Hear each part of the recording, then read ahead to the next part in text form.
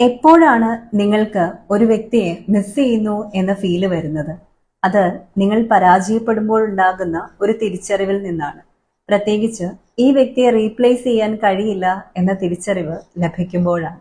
നിങ്ങളുടെ കൂടെ ups and ഡൗൺസിൽ ഉണ്ടായിരുന്ന ഒരു വ്യക്തിയെ താൽക്കാലികമായ സന്തോഷത്തിന് വേണ്ടിയോ താൽക്കാലികമായ സുഖങ്ങൾക്ക് വേണ്ടിയോ ചില ടെമ്പററി പേഴ്സണിന് വേണ്ടിയോ ഒക്കെ നിങ്ങൾ മാറ്റി നിർത്തുകയാണ് എന്നുണ്ടെങ്കിൽ പിന്നീട് വല്ലാതെ നിങ്ങൾ പശ്ചാത്തപിക്കും.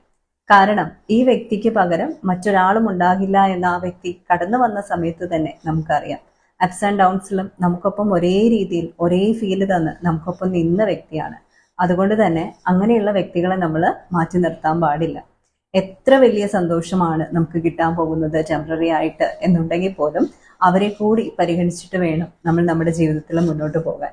Don't lose a good person over a good time.